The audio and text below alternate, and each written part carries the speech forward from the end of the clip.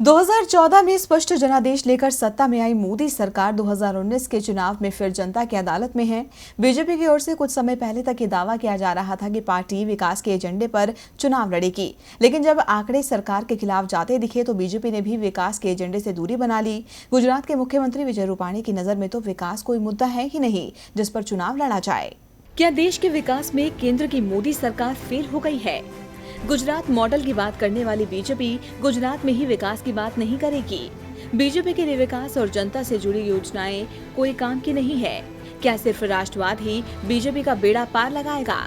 सवाल कहीं है, लेकिन इनका जवाब जनता के पास है, जो 23 मई को सामने आएगा।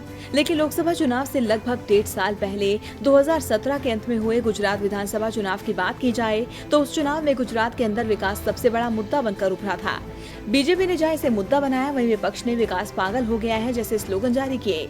बीजेपी किसी तरह बहुमत हासिल करने में तो कामयाब हो गई, लेकिन उसकी कई सीटों को कांग्रेस ने छीन लिया। अब लोकसभा चुनाव है और गुजरात में एक बार फिर विकास के मुद्दे को उछाला जा रहा है, जिससे राज्य सरकार बैकफुट पर आ गई है और इसीलिए सरकार ने अब विकास के मुद्दे से ही पिन छुड़ाने का फैसला कर लिया है।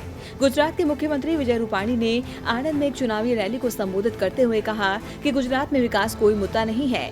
विकास जैसे छोटे मुद्दे पर बीजेपी चुनाव नहीं लड़ रही। रूपाणी ने कहा कि जब आप लोग वोट डालने जाएं तो नागरिकों को मिलने वाली सुविधाएं और विकास जैसे छोटे मुद्दों पर विचार न करें, सिर्फ राष्ट्रीय सुरक्षा पर विचार करें। विकास का मुद्दा विधानसभा चुनाव के लिए तो ठीक है, लेकिन जब बात संसद के चुनाव की हो तो विकास नहीं राष्ट्रवाद बड़ा मुद्दा होता है।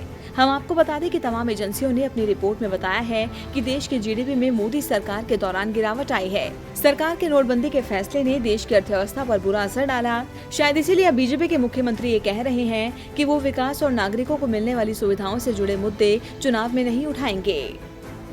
डीबी लाइव की रिपोर्ट।